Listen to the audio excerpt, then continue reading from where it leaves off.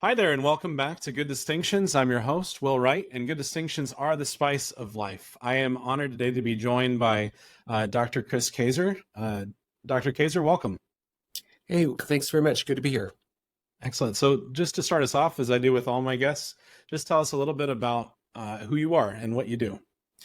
Okay, I'm a professor of philosophy and also an honorary professor in the Word on Fire Institute. And what do? I teach students and I write scholarly articles and books, and also write books and articles for a more general audience. And right now I'm chair of the philosophy department, so I'm doing a lot of Great. stuff like that. And I've got a family, and what else do I do? I like to do jujitsu. Like to play piano. So yeah, pretty good. Excellent. And so one of the reasons that we're speaking today is we have a mutual acquaintance, Samantha Stevenson, who I interviewed at the time that we're recording. That episode dropped yesterday. So very excited to get to know her. And she was one of your students.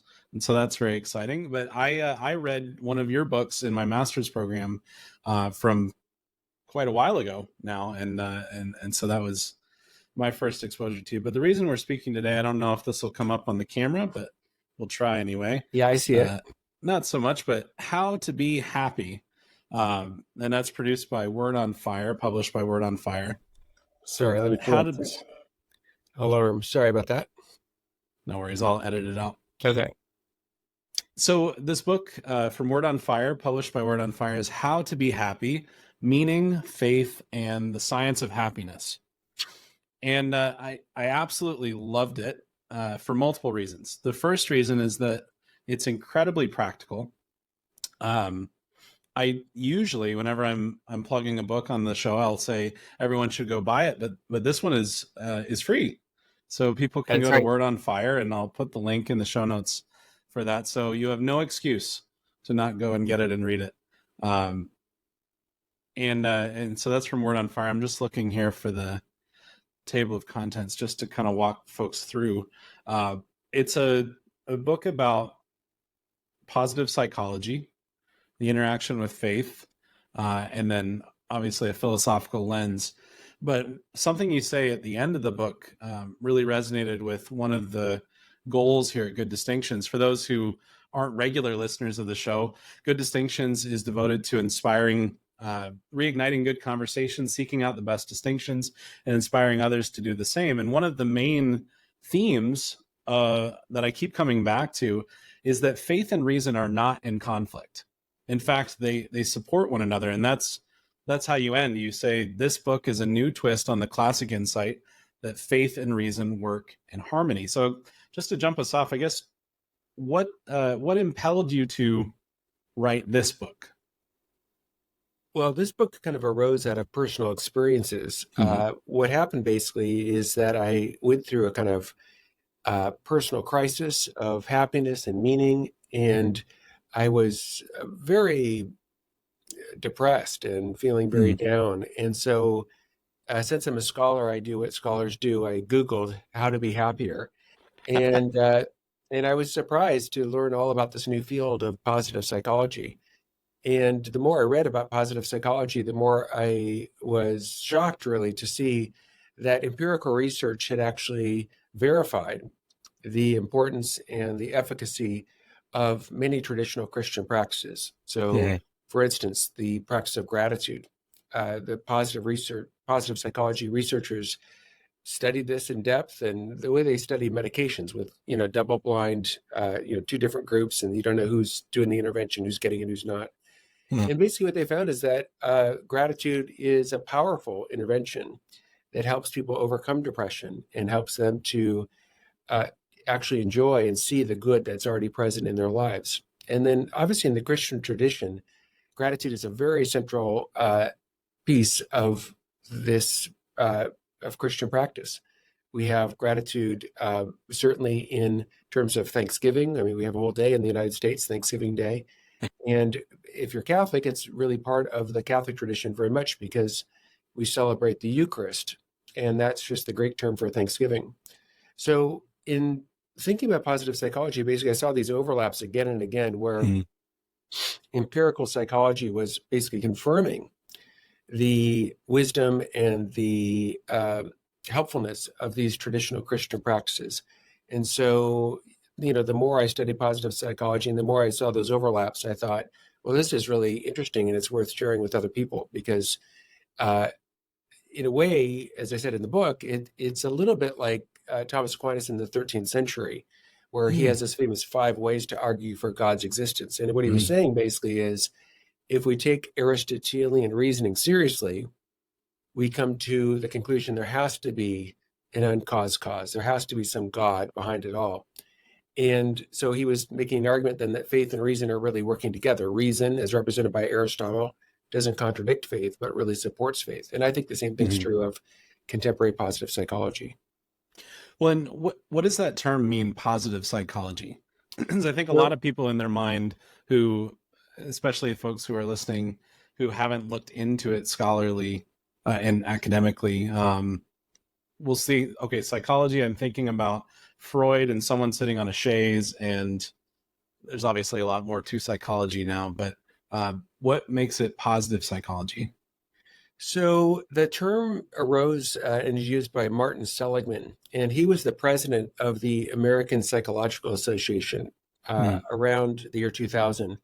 And he basically, as a psychologist, noted that there was a kind of lopsided emphasis in psychology up to that point. So he told his fellow psychologists, we focused a lot on the negative, like Hmm. depression, anxiety, bipolar, borderline personality, all these negative things. And that's important to study. There's no denying that we should study those things. But he said there's another part of the human experience, the positive part. So resilience, courage, signature strengths, compassion, people who grow through difficult situations rather than be crushed by them. And so he said to them, look, we need to focus not just on the negative psychology of depression, anxiety, etc., but also what he called the positive psychology of how do we build more strengths? How do we have greater optimism? How Hmm. do we grow to have more meaning in life? So the term positive psychology basically is a branch of psychology that's going to focus for the most part on the more positive side of human emotion and human experience. Again, things like gratitude, resilience, courage, um, wisdom, love, compassion, rather than just an exclusive focus on the negative, depression, Hmm. anxiety, etc. Well, and that certainly plays well with Aristotelian ethics or natural theology, whichever way you want to look at it, of virtue as something that we have to grow in. That it's like a muscle that's worked out. And you mentioned this in the book often that it's you can't just fall into these habits. They truly are habits, things that are worked upon day in and day out. Um, and there's a there's definitely a push in our broader society to examine these things that we know to be true from the lens of psychology or from rationality. But I love that exchange that you do in the book that it's not you're not sort of seeking out to prove Christianity as you're investigating these things. But as you said, what you're finding is that all along the way, the Christian tradition is supported by everything that we're coming to know from this different angle. Um, as you say, Yeah, that Aquinas approach of the converging and convincing arguments that God did create an intelligible order. He created us in such a way that we actually do reflect an intelligibility, and that there's a way that we're ordered, and it's not just random. It's not just by chance, um, and that gives us the ability to go out and intentionally work on those muscles, work on those muscles of virtue. Um, One of the things you bring up in the book is mindfulness, and so I'd love for you to talk about that a little bit because you go through a few different lenses that mindfulness is viewed within the church, and so I'd love you just to speak on that. sure. There is a bit of a controversy about the relationship, you might say, between mindfulness and Christian practice. Hmm. And so some people of worry and fear that mindfulness practices can be a kind of substitute for the practice of the faith. And I think there's some legitimacy to that worry. If somebody said, hey, I don't need to worry about loving God, I don't need to worry about going to mass, I'm just going to do mindfulness and I'm all set. That, I agree, that would be very problematic. But I don't think we have to use mindfulness practices in that sort of way. I think that the better way to think about mindfulness practices would be a little bit like exercises for the mind. And just as there's no contradiction at all between doing physical exercises, let's say someone who walks or runs or swims or whatever, there's no contradiction between doing physical exercise and also keeping a spiritual life very active. So too, I don't think there's any contradiction between doing exercises for the mind and keeping the spiritual life very active.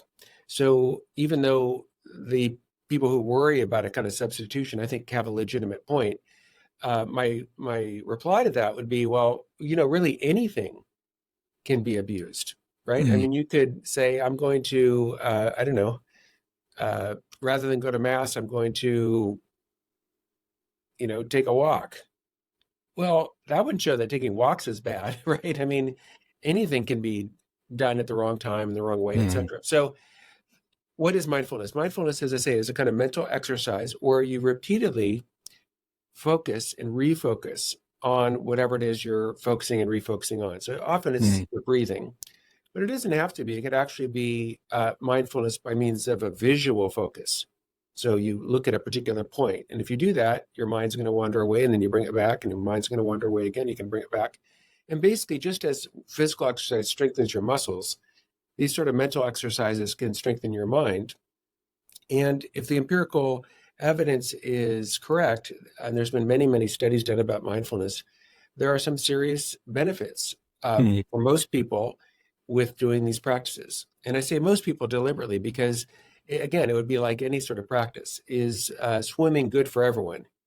Well, no. I mean, if you are paralyzed from the legs down, you might drown if you swim. So it's not like, everybody should swim or everybody should walk, because there's some people who can't walk for whatever reason. So, but you could say this, in general, for everyone, exercise of some kind is good.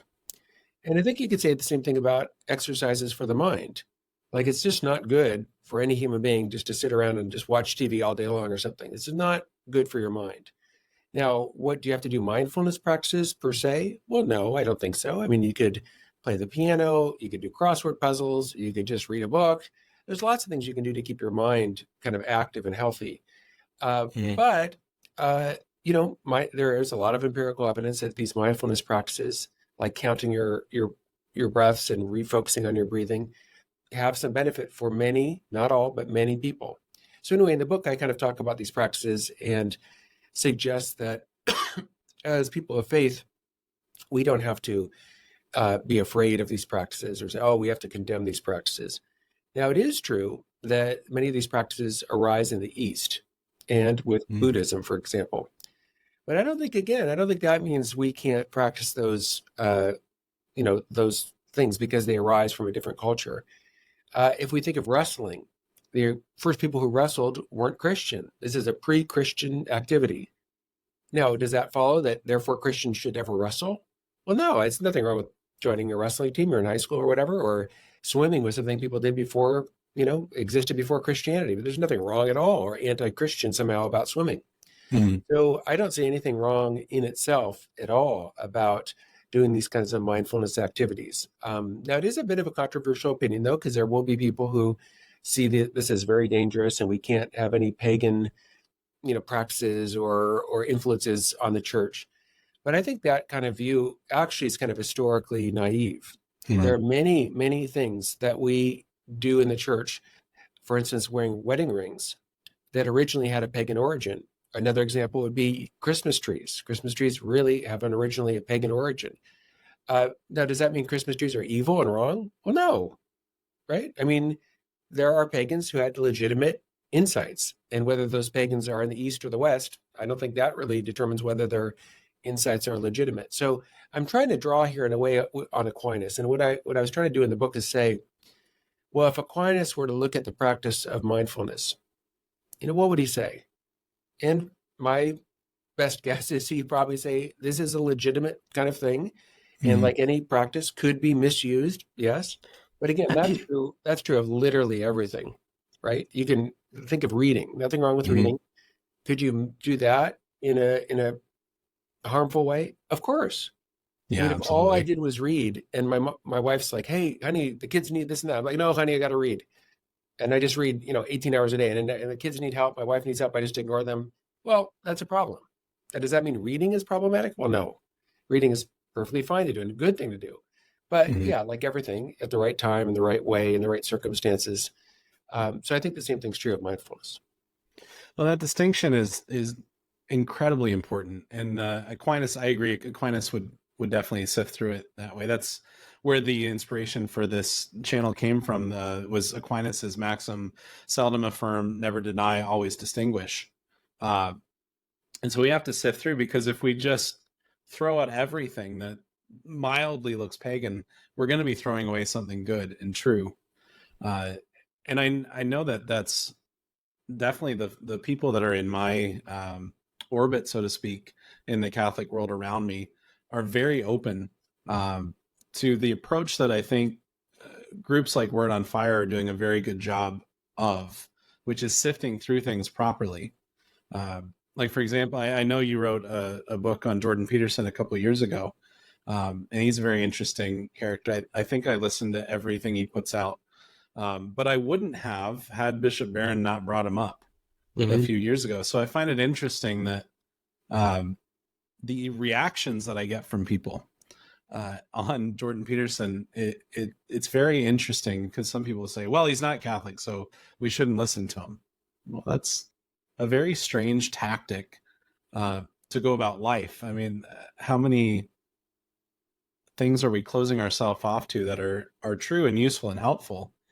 Even in psychology, a lot of the statistics that you pull from in the book, I'm sure not all of these individuals are Catholic, but they're doing solid research. They're using the brain that God gave them to do good, credible, double blind research, peer reviewed research to determine what is true, albeit from the lens of natural reason.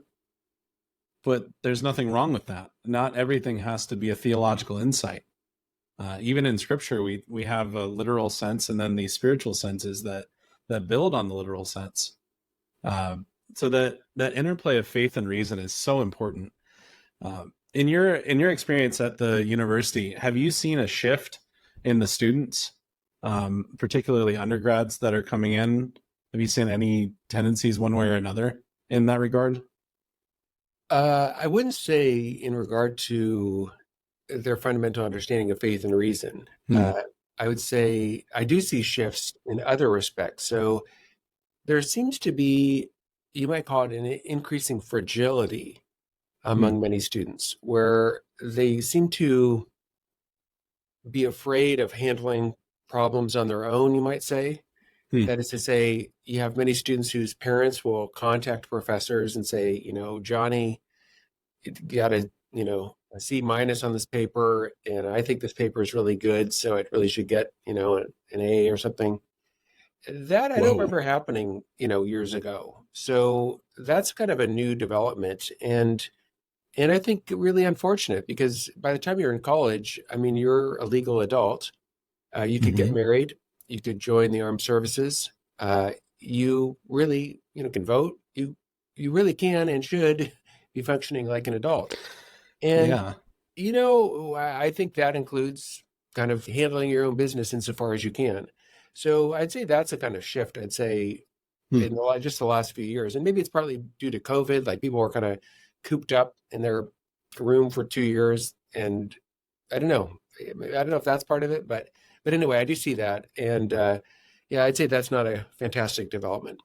No, that it's one part fascinating and one part pathetic. Maybe that's not the right term, but it sounds kind of pathetic, honestly. Um, I can't even wrap my head around that. I don't know if my parents knew about any of the things I was doing in college, let alone contacting a professor about a paper. Um, yeah, well, I mean that has such profound repercussions in the broader society, because universities are supposed to be the place where people go to think for themselves, take on responsibility, think critically, learn how to reason, how to navigate interpersonal and interpersonal relationships, and come out of it stronger and persevere. But I don't know how capable people are of that at this point. So, what do you see as the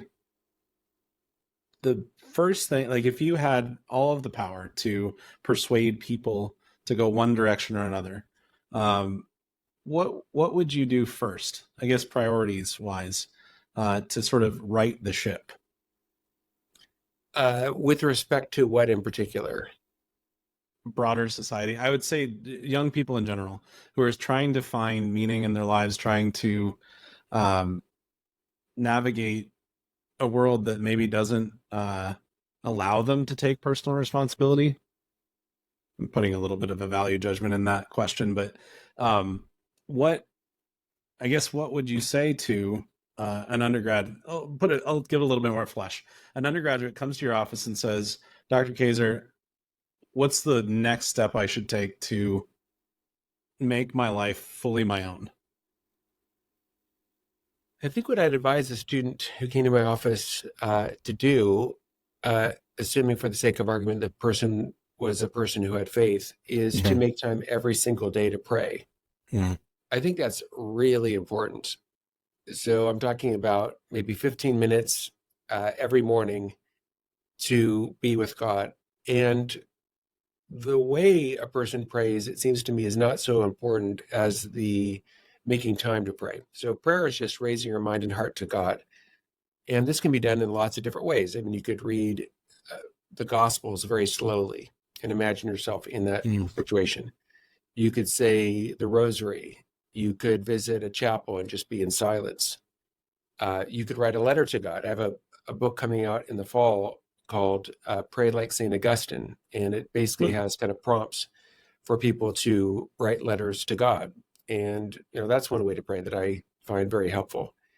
But I do think if someone prays and really tries to commune with God, really tries to get in touch with God and get a sense, hey, where should I go? I think God does lead us.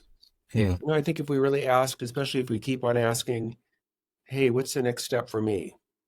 I think if you ask that sincerely, that God makes it clear what the next step for you should be. And you're an individual, right? And I'm an individual. So my next step may not be your next step, and your next step may not be mine. And same is true for everybody. So I have no idea what would, God would prompt you to do. But I'll give you one example from my own life. I make time to pray every day.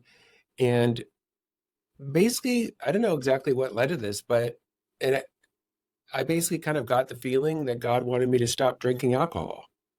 And I wasn't like an alcoholic. I never got arrested for DUI and no big issues. But I just felt like, this is just something God wants me to do. And so basically I haven't had any alcohol now for 6 months. And I feel like it's been really a big plus for me. So again, I have no idea what God would call any individual to do, but anything God is in fact a calling from God is going to be a huge positive for the person. God's not going to call you to, I'm going to, eat a bunch of broken glass and, do something just terrible. I mean, this is going to be something that will help you to love God more and love other people more. And I think that's the whole purpose of life. So to be open to that, I think we need to make time for God, and that involves prayer. And I think concretely, I'd say to the person, make it a specific time and place every day. So don't be like, well, I'll pray sometime. I don't know when, I don't know where. That's not a great way to go. My habit is to get up, go to the bathroom, and first thing to pray, like right away. And, it works for me. Now, it may not work for everybody, but that is a habit I've had for a long time. And I think that's a good habit. But it could be, I pray every day right after lunch. I pray every day right before dinner. I pray every day again, in general, I'd say for most people in the morning is better than the evening, but, to make time for that. And again, the way the actual activity that someone does, there's lots of different good ways to pray. Again, like exercise. If someone said to me, oh, my health is really bad. I would say, hey, maybe you should try exercising. This is like super important for physical well-being. How should I exercise? Well, it's up to you. You know, walking is great for some people. Running is great for some people. You might do jujitsu. You might do tennis. You might go swimming. There's all kinds of things. But I think the real key is you got to do it. And Uh-huh. it can't be once a month. It can't be once a week. It has to be like with exercise, 2, 3, 4 times a week. And with prayer, I'd say every day of the week. So you can think of it like brushing your teeth. I mean, most people don't get up and like, I'm going to decide, should I brush my teeth today? Yeah, I guess I will. No, it's every day they brush their teeth. So I think the world would be a much better place if every day when people got out of bed and went to the bathroom, brushed their teeth, and then made time for God. Amen. Yeah, it reminds me of Pope Benedict in Deus Caritas Est, that first paragraph. Being Christian is not the result of an ethical choice or a lofty idea, but an encounter with an event, a person that gives life a new horizon and a decisive direction. That's not a once and done thing. That's a daily encounter. The other thing it reminded me of, I think this might have been something that I think Jordan Peterson actually might have brought to my attention with the best wording, maybe, is that perception is more like perceiving properly, perceiving correctly is more important than knowledge or learning or knowing.